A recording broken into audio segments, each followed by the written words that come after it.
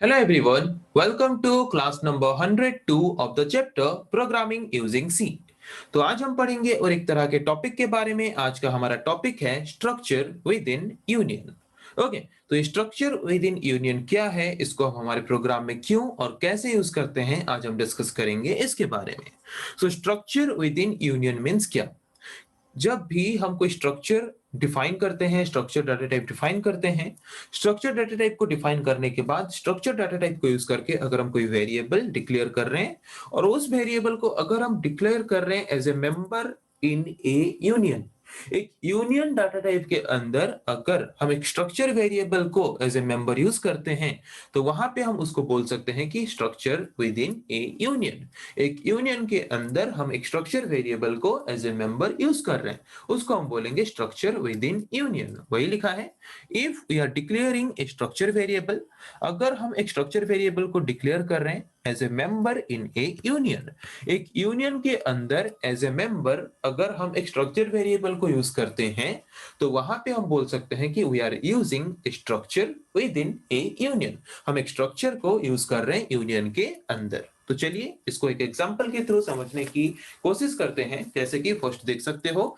मैंने डिफाइन किया एक structure data type. Okay, structure data type को डिफाइन करने के बाद उसके बाद मैंने यहाँ पे डिफाइन किया यूनियन डाटा टाइप, और यूनियन डाटा टाइप को डिफाइन करते वक्त उसके अंदर मेंबर के हिसाब से मैंने यूज किया है स्ट्रक्चर वेरिएबल को।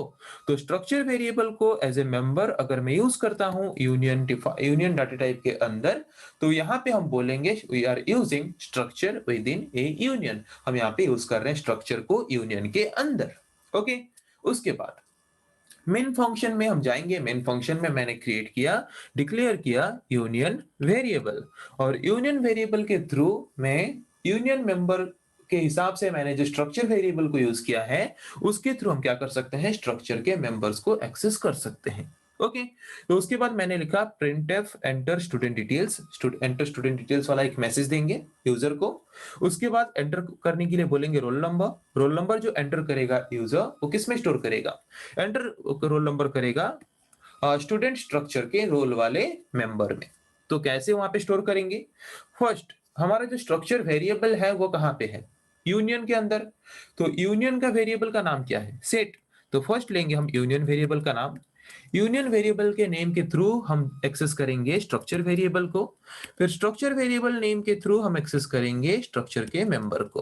ओके, और यहाँ पे जाके स्टोर होगा, इस पर्टिकुलर एड्रेस में जाके स्टोर होगा हमारा क्या, रोल नंबर जो भी यूजर इनपुट करेगा।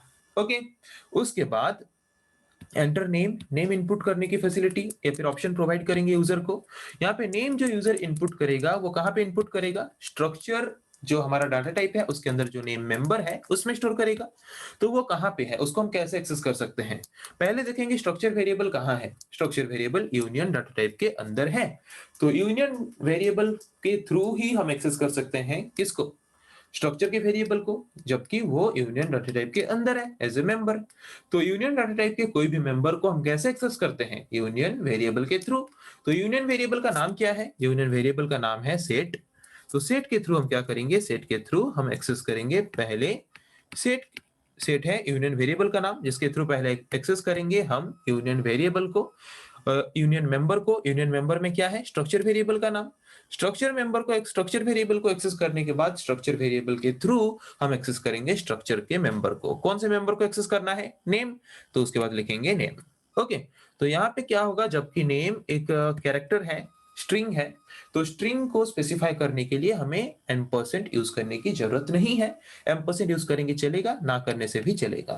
Okay, so it's better not to use ampersand, तो इसीलिए मैंने यहाँ पे एम्परसेंड यूज नहीं किया है। ओके, तो यहाँ पे जो भी नेम इनपुट करेगा यूजर वो नेम वहां पे एक्सेप्ट करके स्टोर करेगा इस पर्टिकुलर एड्रेस में।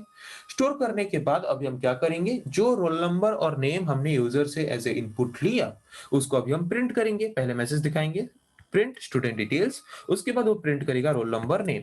तो रोल नंबर कहाँ पे स्टोर है, इस पर्टिकुलर नेम में। ओके, मतलब ये यूनियन वेरिएबल के थ्रू हम एक्सेस कर रहे हैं स्ट्रक्चर वेरिएबल, स्ट्रक्चर वेरिएबल के थ्रू हम एक्सेस कर रहे हैं स्ट्रक्चर वेरिएबल के मेंबर को। ओके, सिमिलरली ये है हमारा यूनियन वेरिएबल के थ्रू हम एक्सेस कर रहे हैं स्ट्रक्चर वेरिएबल को, स्ट्रक्चर वेरिएबल के थ्रू हम एक्सेस कर रहे हैं स्ट्रक्चर वेरिएबल के मेंबर को।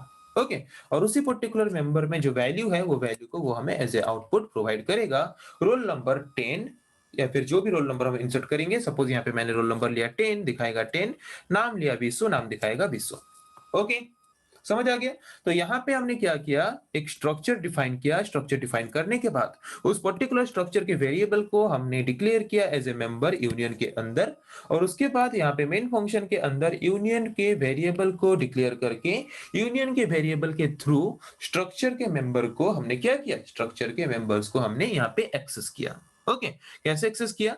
By using the variable name of the union variable के थ्रू हमने पहले एक्सेस किया स्ट्रक्चर वेरिएबल को, फिर स्ट्रक्चर वेरिएबल के थ्रू हमने एक्सेस किया स्ट्रक्चर के मेंबर्स को। ओके, समझ आ गया कि क्या है स्ट्रक्चर विद इन यूनियन, किसको हम बोलते हैं स्ट्रक्चर विद इन यूनियन। तो नेक्स्ट क्लास में हम पढ़ेंगे ऐसे और कुछ टॉपिक्स के बारे में। आज के लिए इतना ही। Thank you.